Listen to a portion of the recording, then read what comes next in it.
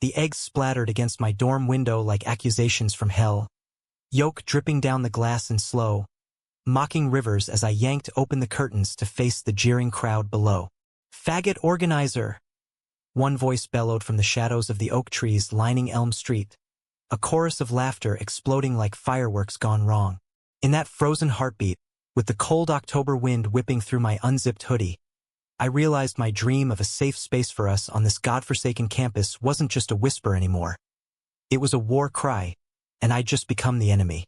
That night, as sirens wailed in the distance and campus security dragged away the ringleaders, frat boys from the house next door, their faces twisted in that fake bravado masking real fear, I sat on my bed, knees pulled to my chest, staring at the rainbow pin I'd worn since freshman orientation. It was bent now, from when I'd clutched it too hard during the chaos. My phone buzzed relentlessly. Texts from allies, threats from trolls, and one message that gutted me more than the vandalism. From Jake, my secret almost something. "Dude, maybe pump the brakes on this GSA thing. The stirring shit up. We good? We weren't good. Not even close." I'd come to Willowbrook University in upstate New York 2 years earlier, fresh out of a small-town high school in Ohio where being gay meant dodging slurs in the hallways and praying your parents wouldn't find the fanfic you wrote about boys kissing under stadium lights. Willowbrook was supposed to be my fresh start, a liberal arts haven nestled in the Finger Lakes, with ivy-covered brick buildings and a student body that prided itself on progress. But progress has teeth here, especially when it bites into the old money neighborhoods flanking the campus like watchful sentinels.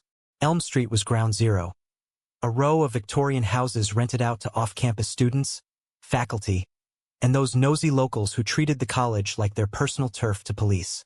It started innocently enough, or at least that's what I told myself.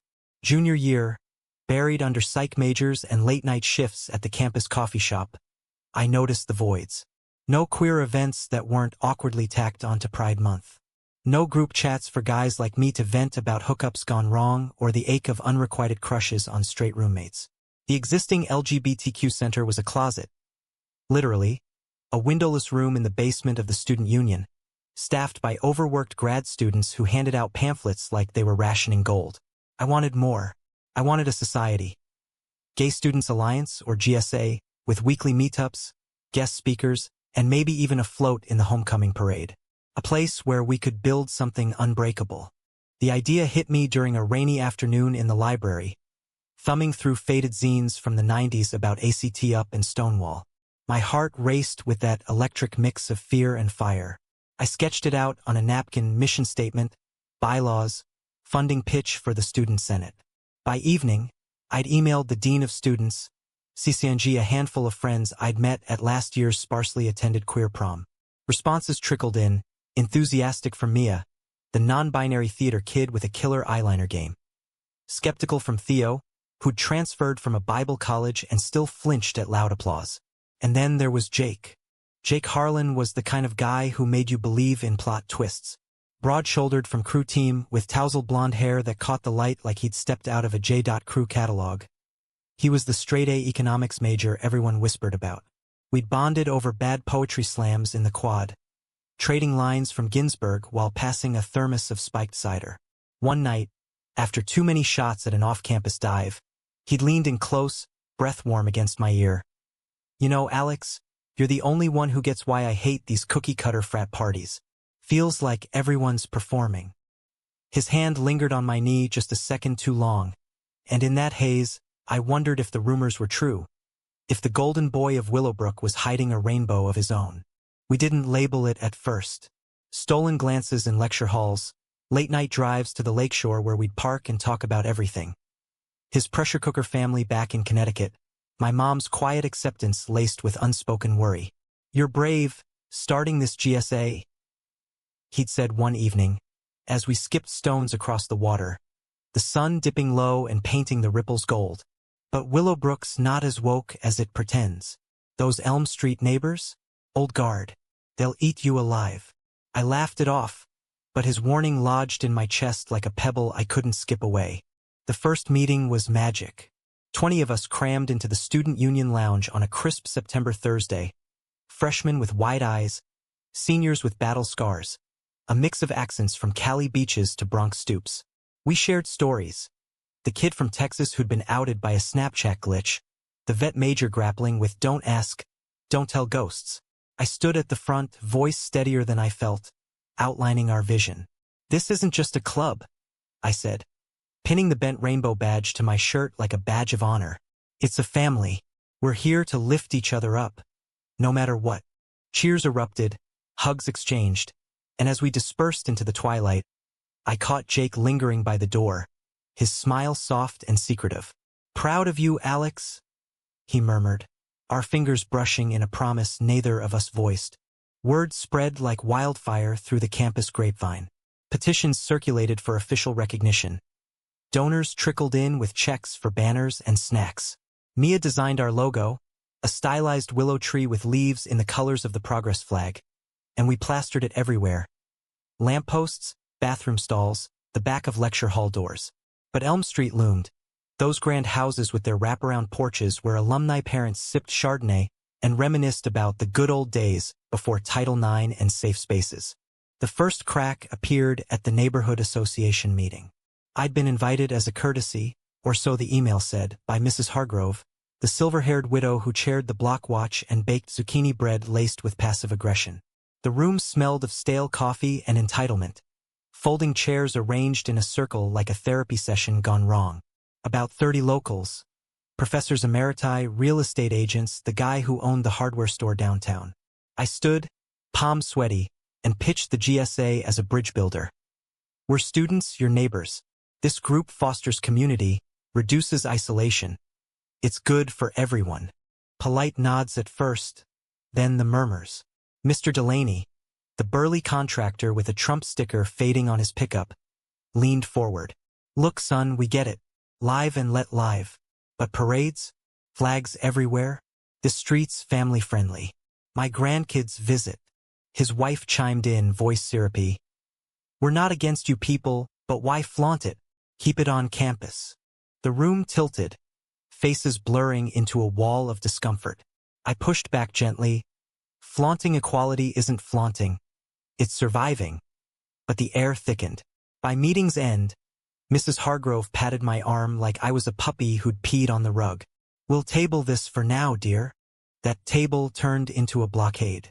Overnight, our flyers vanished from community boards. Anonymous letters arrived at the dean's office, citing disruption to neighborhood harmony. And then the eggs. Campus security called it a prank, but I knew better. As I scrubbed the mess the next morning, Jake showed up with coffee and a rag, his jaw set. This is bullshit, he growled, elbow deep in yolk. For a moment, it felt like we were in it together. His shoulder against mine, the dawn light filtering through the blinds like a fragile hope. But hope's a tricky bastard. We kept pushing. A bake sale for funds, where Theo manned the grill with his signature vegan sliders, and Mia performed spoken word that had half the quad tearing up. Jake volunteered as unofficial photographer, snapping candids that made us look invincible. One evening, after the crowd thinned, he pulled me aside behind the tents. Alex, he said, voice low, eyes searching mine. This thing you're building is changing me, making me want to be braver. His lips brushed my forehead, feather-light, and in that stolen breath, I tasted possibility, the kind that rewrites your story. Yet the shadows lengthened. Whispers in the dining hall about that gay club stirring trouble. A slashed tire on Mia's bike, chalked up to coincidence. And Jake? He started pulling back, excuses piling up like unread texts. Family stuff, he'd say, or midterms. I told myself it was stress, not shame. But deep down, in the quiet hours when the campus slept, doubt crept in like fog off the lake. Was I fighting for us, or just chasing a ghost of what could be? The second GSA meeting was a high-wire act. 25 of us squeezed into the Union Lounge, the air humming with that electric buzz of shared secrets. Theo had smuggled in his guitar, strumming chords to an original tune about hidden loves and borrowed time, his voice cracking on the high notes in a way that made my throat tighten. Mia led an icebreaker. Share one queer joy and one fear. Laughter rippled as freshmen confessed crushes on professors. My joy was simple. The way Jake's laugh lit up a room. My fear, unspoken, was losing him to the weight of it all. Afterward, as we stacked chairs and divvied up tasks for the upcoming visibility week, Jake cornered me by the vending machines. His crew jacket smelled of lake water and resolve. "Heard about the neighborhood petition," he said, eyes flicking to the floor. "They're trying to get the city to cap your events at 50 people. Noise ordinance bullshit." My stomach dropped. The petition, Mrs. Hargrove's masterpiece, circulated door to door, framing our gatherings as disruptive parties that threatened property values. Signatures from half of Elm Street, including faculty who'd smiled at me in class. "We fight it," I said, forcing steel into my voice. Jake nodded, but his grip on my arm was tentative, like he was testing waters he wasn't sure he wanted to swim. That night, we drove out to Taganic Falls, the roar of the cascade drowning out the world's noise. Parked on a gravel overlook, stars pricking the velvet sky, he finally cracked open. "My dad's coming for Parents' Weekend. Expects the full Willowbrook tour. Frat hops, tailgates. If he hears about us or the GSA." He trailed off, forehead against the steering wheel. I traced circles on his back, whispering, "You don't have to choose." Not yet. But choices were coming, fast as the autumn leaves swirling in the wind. Monday brought the storm. The student senate hearing on our charter, a formality I'd thought until the room filled with suits and scowls.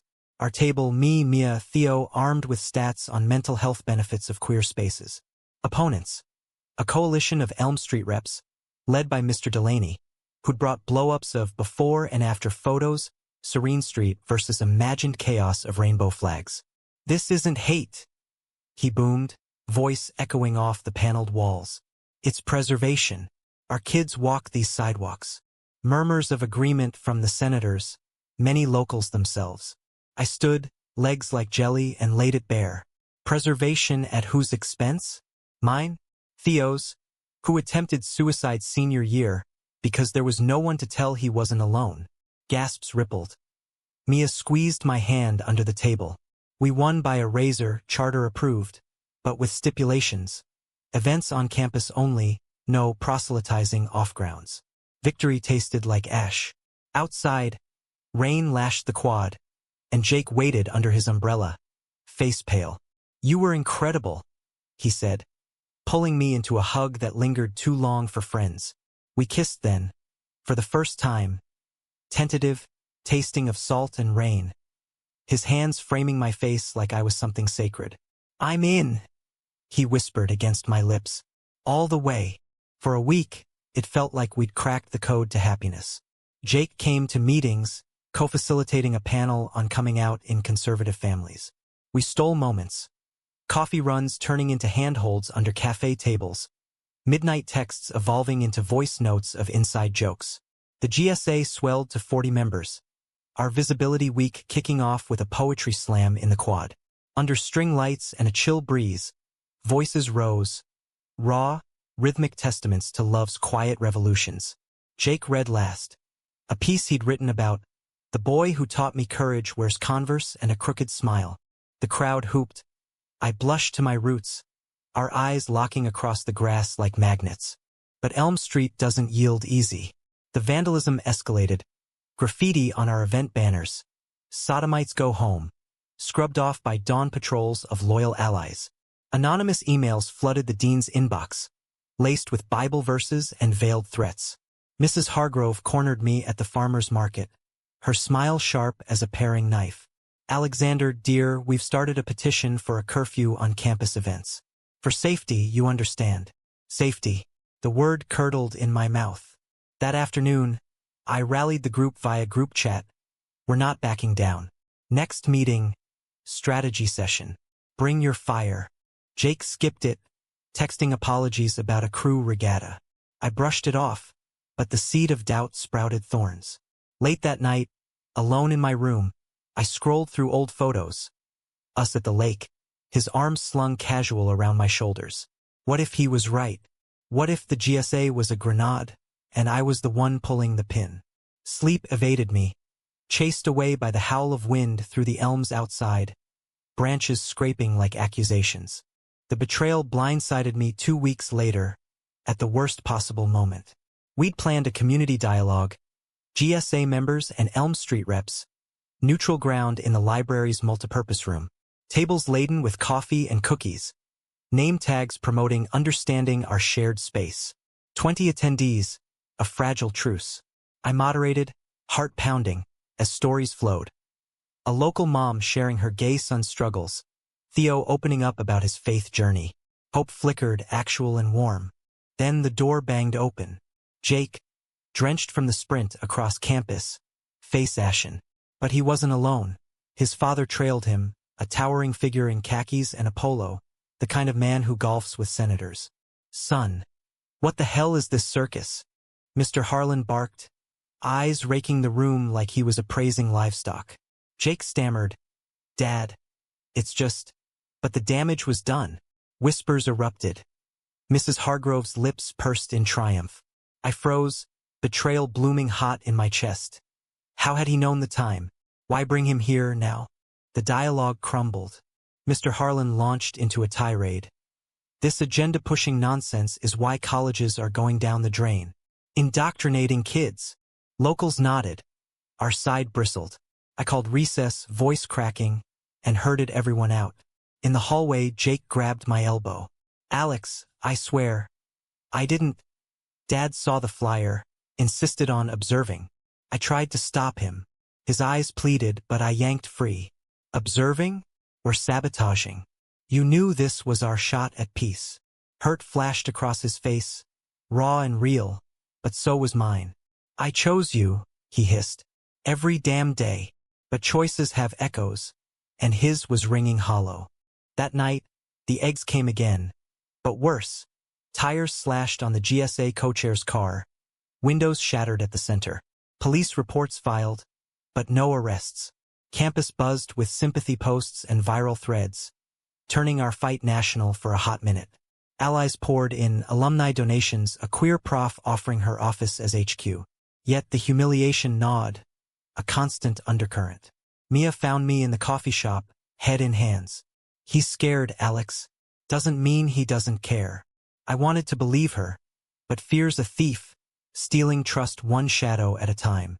We pressed on, planning our biggest event yet. A fall festival in the quad, open to all, with food trucks, live music, and panels on allyship. Jake showed up to help set up, silent labor that spoke volumes. As we strung lights at dusk, his hand brushed mine on a ladder rung. I'm sorry, he murmured. Let me make it right. I nodded, throat tight, because love's not logical. It's a leap, blind and breathless. But leaps can falter. The festival dawned bright, leaves crunching underfoot like applause. Crowds swelled. Students, locals, even a few Elm Street holdouts lured by free cider. Theo's band rocked the stage. Mia emceed with flair. Jake manned the info booth, handing out zines with a grin that almost reached his eyes. For hours, it soared, conversations sparking, barriers cracking like thin ice. Then the sky split, sirens first, then shouts. A mob from the edges, Delaney's crew, faces masked in bandanas, chanting slurs that curdled the air. Bottles flew. A scuffle broke out near the stage. Panic rippled, bodies surging. I dove into the fray, pulling a freshman to safety, heart hammering. Jake was there too, shoving back a burly figure, his voice a roar. Back off! Security swarmed, arrests made, but the damage lingered. Bruises, broken props, and a headline in the local paper. Campus chaos. GSA event turns violent. In the aftermath, as medics patched scrapes and deans issued statements, Jake found me on a bench, knuckles bloodied. You okay? He asked, voice wrecked. I nodded, but tears stung. We almost had it. Peace. He sat close, arm around me, solid as oak. We still do. Because of you. In that moment, under the bruising purple sky, I believed him. Betrayal's sting faded, replaced by something fiercer. Resolve, wrapped in his warmth. Winter clamped down on Willowbrook like a vice, snow blanketing the quad in deceptive peace, muffling the echoes of that festival fiasco. The GSA regrouped in the center's cramped basement, space heaters wheezing against the chill. Our numbers holding steady at 50 despite the chill winds of doubt. We licked wounds over hot cocoa spiked with peppermint schnapps, Theo's contraband, and brainstormed comebacks. A winter formal, Mia proposed, eyes sparkling. Queer prom done right. Invites to everyone, but safe space vibes. Cheers rose. I scribbled notes, the bent rainbow pin glinting like a talisman. Jake threw himself in, designing invites on his laptop till dawn. His presence a quiet anchor. We'd patched the rift with late-night talks in his off-campus apartment. A cozy walk-up on the edge of Elm Street, walls lined with economics texts and crew ribbons. There, away from prying eyes, we explored the uncharted. Slow dances to indie playlists, confessions whispered over takeout. I told my dad the truth, he admitted one night, snow tapping the window like Morse code. About the GSA. About us. My breath caught. And, he shrugged, smile wry, grumbled about phases, but didn't disown me. Progress. I kissed him then, deep and grateful, our bodies fitting like puzzle pieces long separated. The formal planning consumed us. Venue. The old barn on the college farm, strung with fairy lights and hay bales for that rustic Americana charm. Theme. Hearts Unchained. We fundraised with car washes in the slushy lots, bake sales hawking Mia's gluten-free rainbow cupcakes. Jake's crew buddies pitched in, hauling tables with good-natured ribbing that masked their unease. Even Elm Street cracks appeared. A neutral mom from the association donated poinsettias, her note reading, for harmony's sake. Small wins, but they fueled the fire. Yet shadows persisted. Anonymous posts on the campus Reddit. GSA's agenda exposed. Recruiting straits? Stirred paranoia. Tires deflated again. This time on my bike. Chalk outlines of slurs on the center door. Washed away by volunteers before dawn. I reported it all, but the cops shrugged. Kids being kids. Jake fumed beside me at the station. Fist clenched. This ends now, he vowed. That night, he drove us to the falls again, chains rattling on the tires. Under a canopy of stars, he pulled a small box from his glove compartment.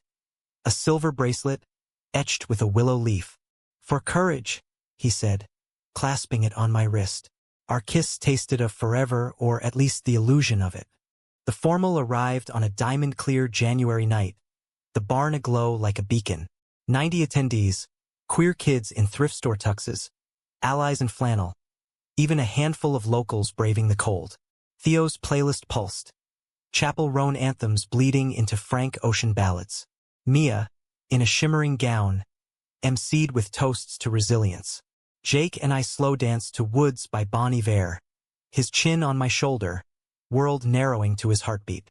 This is what you built, he murmured. A miracle. Midnight brought the magic. A unity circle outside, lanterns floating skyward like prayers. Hands linked. Mine and Jake's warm and sure. We shared dreams for a Willowbrook without walls. Cheers echoed into the woods. For once, no sirens shattered the spell. As the night wound down, Jake pulled me aside behind the barn, breath fogging the air. Alex, I love. The words hung, unfinished, but his eyes said the rest. I leaned in, heart soaring, but a crunch of snow interrupted. Mrs. Hargrove, of all people, bundled in wool, face stern. Alexander, a word. Jake tensed. I followed her to the tree-lean, dread pooling. She thrust a folder at me. Petitions, affidavits, photos of our events with red circles around inappropriate embraces. The association's filing for an injunction. Off-campus influence on minors. Minors? Our members were adults. Rage boiled. This is harassment. I spat. She sighed, almost pitying. It's protection. Your lifestyle invites trouble. For everyone's sake, disband quietly. I laughed.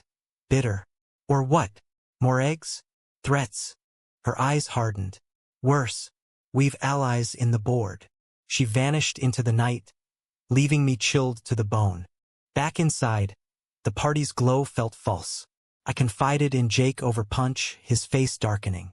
We'll lawyer up. Student legal aid solid. But doubt gnawed, funding was tight, morale fragile.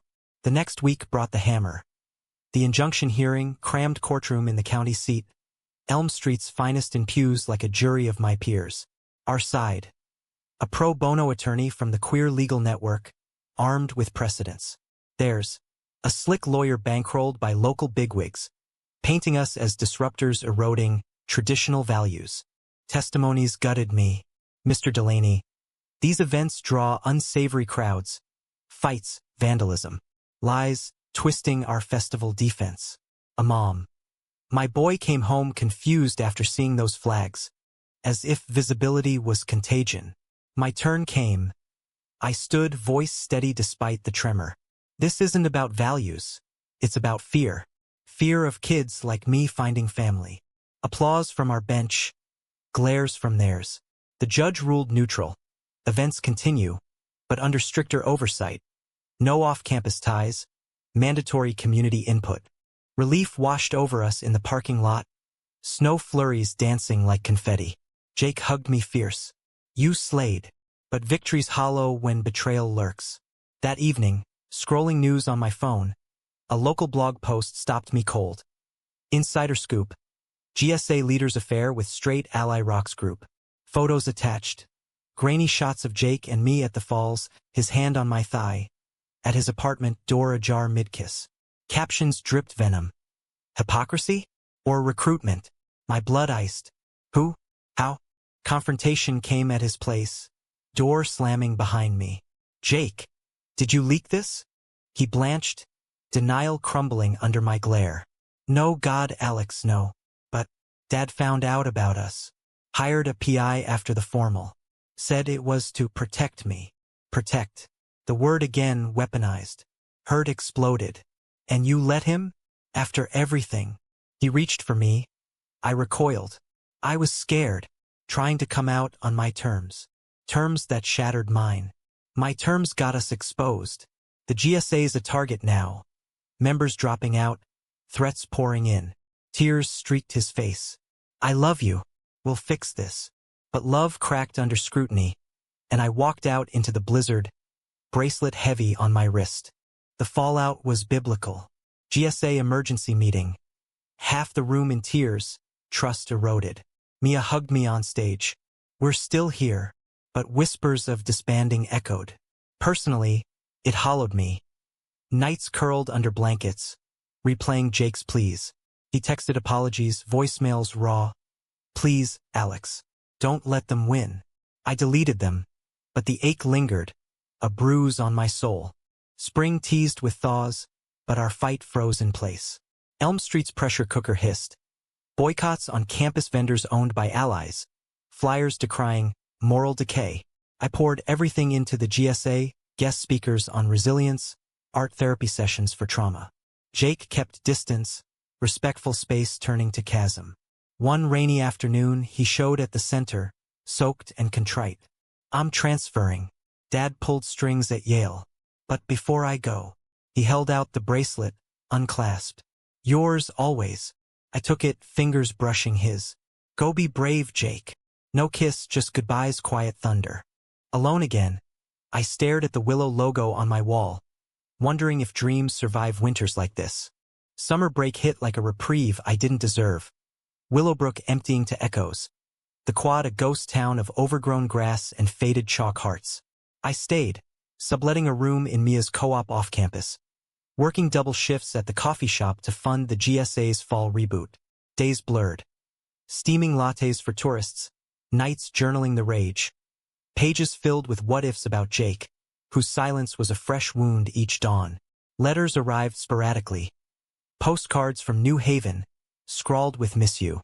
Building something here too. I pinned them above my bed, talismans against the loneliness. Re-entry in September was brutal. Campus hummed with freshman orientations, but our center bore scars. Boarded windows from a brick through glass. Repent, spray-painted and half-erased. Enrollment dipped. 25 diehards, faces etched with fatigue. We're resilient, not invincible, Theo admitted over pizza, his guitar gathering dust. Mia rallied with a vision board. Murals, scholarships, a Pride House bid. I nodded, but the fire flickered low. fed by duty more than spark. Elm Street's siege evolved, subtler now. Zoning complaints stalling our house bid. Whispers in Senate meetings killing funding. Mrs. Hargrove's Christmas card arrived, laced with holly and hypocrisy. Wishing you peace this season. Let's bury the hatchet. Bury it where? I shredded it, but her words haunted. Peace at what cost? The GSA's soul? Climax brewed in October, homecoming weekend. A powder keg of alumni, tailgates, and old glories. We planned a quiet vigil. Rainbow lanterns along the quad paths, honoring queer trailblazers. Low-key, inclusive. But leaks happened or setups. Local paper ran a hit piece. GSA's vigil. Another assault on tradition? Quotes from anonymous sources, twisting our intent. By Friday, counter-protests brewed. A family values rally on Elm Street, banners waving like battle flags. Saturday dawned crisp, the air crackling with unspoken storms. I woke to texts mob forming. Stay safe. Jake's number, unblocked in a weak moment. Heard about the vigil. Coming back if you need me. Need him? The irony burned. We lit lanterns at dusk, a circle of light against the gathering dark. 40 strong, voices rising in chants of love is love. Allies joined. Profs, staff, even a few locals with tentative smiles. Then the wave crashed. From the street's edge, shouts swelled. Delaney's crew, amplified by megaphones, slurs slicing the night. Go back to your cities. Bottles arced, shattering lanterns. Flames sputtered in puddles. Panic surged. I yelled for calm, herding folks toward the Union. A shove from behind sent me sprawling.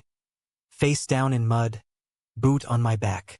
Organizer boy, a voice sneered. Delaney's close and venomous. Time to learn respect. Stars burst as his fist connected. Jaw, ribs, a crack that echoed in my skull. I tasted blood, world tilting. Then chaos. Sirens, bodies colliding. Someone hauled me up, Mia. Face fierce. Alex. Security swarmed. Arrests flew. In the melee, a figure broke through. Jake, sprinting from a cab, tackling my assailant off me. Fists flew. He took a hit, nose blooming red. Enough! He roared, voice breaking the din. Medics patched us in the ER. Fluorescent hum underscoring the surreal. Jake beside my gurney, ice packed to his face, hand hovering like he feared touching. I couldn't stay away. I winced not from pain. This is what you ran from. He shook his head, tears carving tracks. No, what I ran toward, too late. Confession spilled. His dad, the PI, the pressure to straighten up for legacy admissions. I outed myself last week. To everyone. For you. For us. Proof on his phone. A Yale Queer Alliance post. His face beaming in a pride shirt. The room spun, not concussion but catharsis. Why now? I whispered. Because losing you taught me. Silence isn't safety. It's surrender. We talked till dawn. Walls crumbling, truths laid bare. No grand reunion, just tentative bridges over the chasm. News broke Monday. Delaney arrested for assault, charges sticking thanks to video from a bystander's phone. Jake's tackle going viral as allies stand. Elm Street fractured. Mrs. Hargrove's apology letter in the paper, we failed our neighbors. Petitions reversed. The Pride House bid greenlit. The GSA swelled, applications pouring in. But the real shift was internal me, staring down the mirror, bruise fading like old doubts. Jake stayed through winter, commuting weekends, our rhythm rebuilding slow. Coffee dates, GSA co-planning, kisses that tasted of second chances. Spring brought blooms and our first Pride March. Campus to town square, 100 strong, rainbows waving under blue skies. I marched beside him, bracelet glinting, Mia and Theo flanking like family. Graduation loomed, caps and gowns a blur of what's next. Jake landed a job in NYC, queer nonprofit. I, grad school at Columbia, psych focus on trauma recovery. We talked futures, not promises but possibilities. We built this, he said one evening, lakeshore sunset painting us gold. Together. Looking back, the humiliations weren't just blows. They were forges, hammering raw or into something unbreakable. Willowbrook taught me, love isn't absence of storm. It's dancing in the rain. And in America's heartland cracks, that's revolution enough. In the end, it's not the eggs or the eggshells we walk on that define us. It's the gardens we plant from the shards, vibrant, defiant, blooming where they tried to bury us. The summer after graduation unfolded like an exhale I'd held too long. New York City's pulse a stark contrast to Willowbrook's sleepy rhythms. I crashed in a Brooklyn walk-up with Mia, subletting till Columbia's psych program swallowed me whole. Days melted into temp gigs, barista by day, tutor by night, funding therapy sessions that unpacked the GSA scars. The panic attacks post-assault, the trust fractures from Jake's half-truths.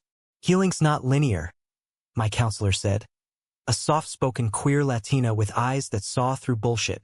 I nodded, journaling mantras. You survived. Now thrive. Jake visited weekends, Amtrak pulling him into Penn Station like clockwork. Our reunions were tentative symphonies. Awkward silences over dim sum, dissolving into laughter at indie films in the village. He dove into his nonprofit gig, advocacy for rural queer youth, channeling Willowbrook's ghosts into grants and policy wins. Your vigil changed everything, he'd say, fingers tracing my bracelet scar. Made me believe in ripples. We'd walk the High Line at dusk, skyline glittering like distant stars, talking dreams.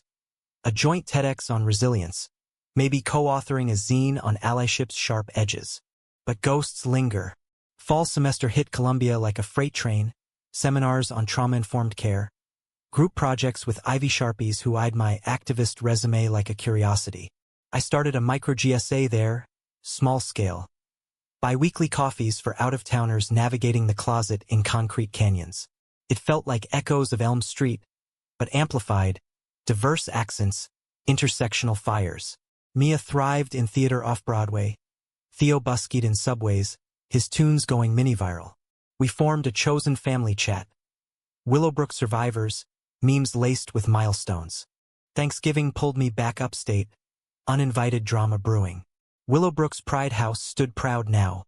A Victorian rehabbed with donor bucks, rainbow shutters winking at passers-by. The GSA, under new co-chairs, hosted a harvest potluck. I crashed it, bearing Mia's curry.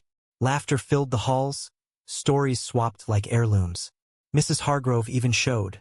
Frail now, post-hip surgery, bearing apple pie and a halting apology. I was wrong. Fear's a poor master. I hugged her, awkward but real, because forgiveness isn't erasure. It's expansion. Delaney's trial dominated local headlines. Guilty on assault, community service in queer youth programs, irony thick as fog. His statement in court, I thought I was protecting home. Turns out, home's bigger than I knew. Progress, American style. Messy, grudging, but inching forward. Jake joined for the potluck, his presence stirring old currents. We slipped out to the quad, snow dusting the benches where we'd first dreamed big. Remember the eggs? He asked, breath clouding. I chuckled. Dark. How could I forget? My welcome wagon. He sobered. You turned poison into power. That's you, alchemist heart. We kissed under the willows, slow and sure. The past a shadow we outran. Winter deepened resolve. Columbia's GSA bloomed. I keynote a regional conference on campus organizing. Voice steady recounting humiliations turned triumphs. Jake's work synced with mine. Joint webinar on rural-urban queer bridges. Love solidified, not flashy but foundational. Shared leases in the village by spring, arguments over dishes dissolving into make-up dances. Yet humanism's core is the quiet reckonings. Spring break. I visited my Ohio roots, mom's kitchen, small-town streets where I'd hidden. Coming out again. Fully. The GSA? Saved me. And Jake. He's family now. Her hug was fierce, tears mutual. Proud kiddo. Always was. Back in NYC, I framed a photo. Jake and me at Willowbrook Pride, mid-March grin. Climax revisited in June, a national queer rights summit in D.C., GSA alums converging. I moderated a panel. From backlash to breakthrough. Theo strummed intro. Mia moderated Q&A. Jake sat front row, eyes locked on mine as I shared. Humiliation strips you bare, but community reclothes you, in armor of empathy. Standing ovation. Afterward, publishers approached. Book deal whispers on memoirizing the fight. But the real peak was personal. Proposing to Jake at Taganic Falls, summer sun high, water thundering witness. Not ring but vow, reciting bylaws we'd written together, willow leaf bracelet exchanged as bands. In conflict and calm, betrayal and bloom, I said. He teared up. Yes, 1,000 times. Years folded forward. Columbia Masters earned. Thesis on queer resilience published in journals. Jake and I co-founded Bridges Initiative, workshops linking campus groups with heartland communities, funding GSA startups nationwide. Willowbrook visits became annual. Guest lectures, pride floats where Elm Street cheers joined the chant. Tragedy threaded in, a fresh assault on a rural chapter, echoes of our vigil. We flew out, hands-on, trainings, fundraisers, testimonies that turned tide. No by kitsch ending but humanistic arc. Pain as teacher, not tyrant. Now, mid-30s, village brownstone hours. Cat named Theo purring on the sill. Jake brews coffee, I grade papers. Evenings, we walk to the pier. Skyline a canvas of what's possible. The title of our story? Not humiliation's echo, but creation's roar. In America's vast, veined heart, we learned. Neighbors may wound, but family, chosen, fierce, mends. And in that mending, romance isn't fairy tale. It's daily defiance, laced with laughter and light. We tried, we broke, we built, and damn, it was worth every shattered egg.